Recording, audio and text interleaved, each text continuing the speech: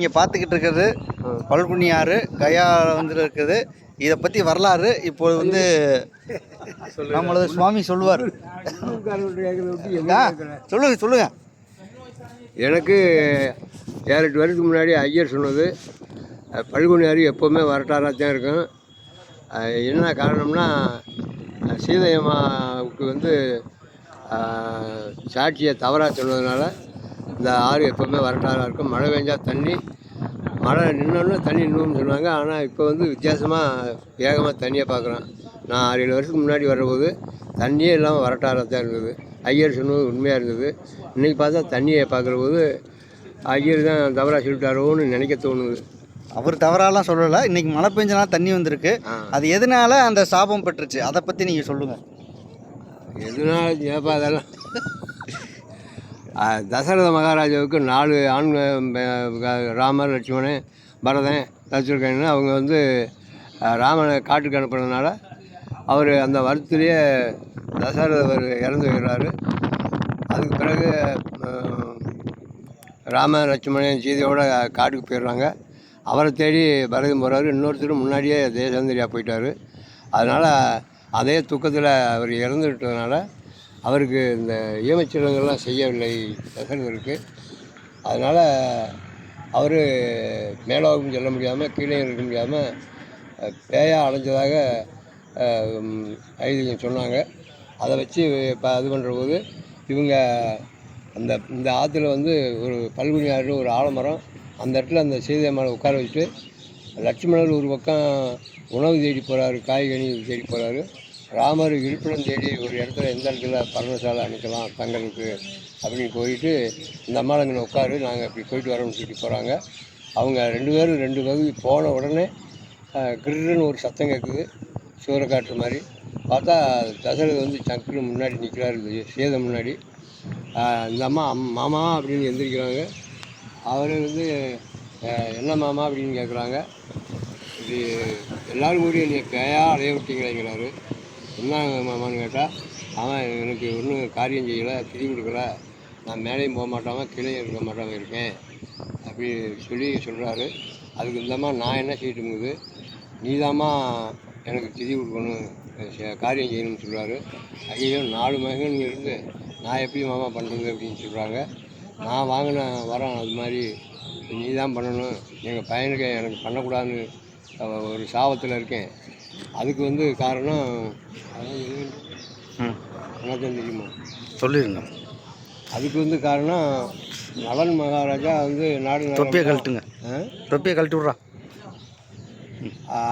அவர் வந்து இதில் நாடு நகரம் இழந்து சனி தசை நடந்ததில் 7 வருஷம் சனியில் தாய் தகப்பே 2 பேருக்கும் கண்ணு தெரியாது. அவங்கள உரி மாதிரி கட்டி, காவடி கட்டின மாதிரி கட்டி முன்னோக்கி வச்சு பின்னாடி வச்சு தொழில் வச்சுட்டு அப்படி தண்ணி கண்ட இடத்துல குளிப்பாட்டுறது, காய்கறி அப்படின்னு கொடுக்குறது, இப்படி மாதிரி சாப்பிட்டு தேசாந்திரியாக போகிறாங்க. அப்படி போகிறபோது ஒரு மலங்காட்டில் அவங்க போய்கிட்டு இருக்காங்க. அந்த நேரம் வந்து ஊர் மக்கள், விவசாயிகள், இந்த காட்டெருமைகள், யானை, இதெல்லாம் வந்து மிருகங்கள் விவசாய நிலத்தை சேதப்படுத்துது, பொருள்களை வீடு கொண்டு சேர்க்க முடியலை, அதனால் நீங்கள் ஒரு தடவை வேட்டை மார்க்கம் வந்து அதுகளை கொஞ்சம் வெடி இதெல்லாம் போட்டிங்கன்னா மேலே போயிடும், விவசாயத்தை எடுத்துக்கிட்டோம்னு சொல்லி தசரதர் சொல்கிறாங்க. அவர் வந்து நாட்டு மக்களை படையெல்லாம் திரட்டிட்டு வேட்டை மார்க்கம் வர்றாங்க. அப்படி வர்ற காலத்தில் எல்லோரும் பல பக்கம் பிரிஞ்சு போகிறாங்க. இவர் ஒரு பக்கம் போகிறாரு. அப்படி போகிற போது இந்த நலன் வந்து அவங்க அப்பா அம்மாவை தூக்கி தோளில் வச்சுட்டு போயிட்டு இருக்கும்போது இவர் அது திசையில் போகிற போது மரம் செடிகளில் மரமரன்னு ஒரு சத்தம் கேட்கவும், ஆகா எருமை போகிற மாதிரி தெரியுது அப்படின்ட்டுன்னு அவர் பானத்தை போட்டார். அந்த பானமாகப்பட்டது அந்த பையன் நலன் நெஞ்சில் வாஞ்சி அவர் இறக்குறாரு. அம்மா செத்தேன்னு சொல்கிறாரு. உடனே அந்த அம்மா என்ன சொல்கிறாங்க, எத்தனை பிள்ளை இருந்தாலும் அந்த அவனுக்கு கொல்லி வைக்க பிள்ளை இல்லாமல் போகணும்னு சொல்லிட்டாங்க. அந்த வாக்கு எனக்கு பிள்ளையை கொல்லி வைக்காது, நீ தான் வைக்கணும்ட்டாரு. சரின்னு உடனே அந்த அம்மா அதுக்கு ஆக வேண்டிய வேலையெல்லாம் பார்க்குறாங்க. ஐயர் வந்தார். ஆலமரத்தடியிலேயே அந்த செய்ய வேண்டியதெல்லாம் வீடு மாதிரியெல்லாம் கட்டி பூவெல்லாம் பண்ணி அதெல்லாம் பண்ணிவிட்டு திதி கொடுக்குறாங்க.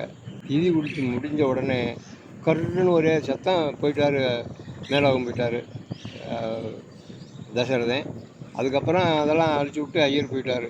இதுக்கு வந்து ஐயர் இப்படி சொல்கிற போது அவர் தசரன்ட்டு கேட்குது, மாமா வந்து உங்கள் மகங்க எப்படி செஞ்சதுக்கெல்லாம் யார் சாட்சின்னு கேட்டாங்க, நான் என்ன சொல்கிறது. அப்போ அவர் சொல்கிற என்ன சொல்கிறாங்க, இந்த 5 பேர், ஐயர் ஒரு சாட்சி, என்ன அவர் சிங்கதனம் பண்ணவர், ஆற்றுல பல்குனி ஆற்றுல குளித்ததுனால ஆற்று ஒரு சாட்சி, பசுமாடு கோமியம் எடுத்ததுனால பசுமாடு ஒரு சாட்சி, அது துளசி செடி வச்சதுனால துளசி ஒரு சாட்சி, ஆலமரத்தடியில் செஞ்சதுனால ஆலமரம் ஒரு சாட்சி, 5 சாட்சி வச்சு பண்ணாங்க. கிருஷ்ணன் மேலே போன உடனே அவங்க 2 பேருமே வந்துடுறாங்க, ராமன் லட்சுமணனும். வந்து கேட்குறாங்க, என்னம்மா இடமெல்லாம் வித்தியாசமாக தெரியுது, முதல் இருந்ததுக்கு இப்போ வித்தியாசமாக இருக்குது, பூவெல்லாம் இருக்குன்னு இருக்கும்போது இந்த அம்மா இப்படி சொல்கிறாங்க. உடனே இப்படி பண்ணேன் அப்படின்னு, நீ எப்படி பண்ணலாம், இதுக்கு யார் என்ன சாட்சி எங்கன்னு சொல்கிறாங்க ஒவ்வொருத்தராக. அப்போ ஐயரை கேட்குறாங்க, ஐயர் ஏங்க 100கணக்கான பேருக்கு பண்ணுறேன், நான் எப்படிங்க இவங்க தான் பண்ணாங்கன்னு சொல்கிறது அப்படின்ட்டாரு.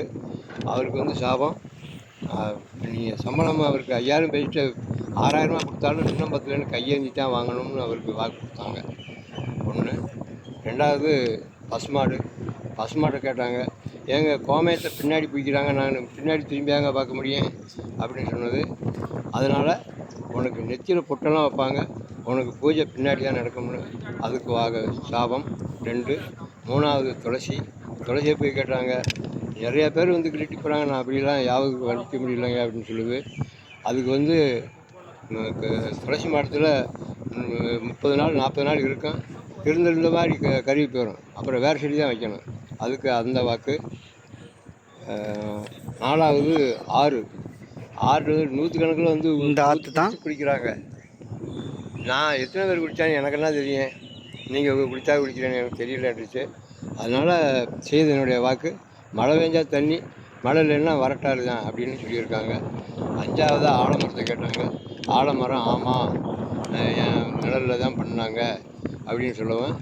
ஆள் போல் தலைத்து அருகு போல் வேரூன்றி நீடுகுடி வாழ்கன்னு சொல்லி சீதையம்மா சொன்னதாக வரலாறு.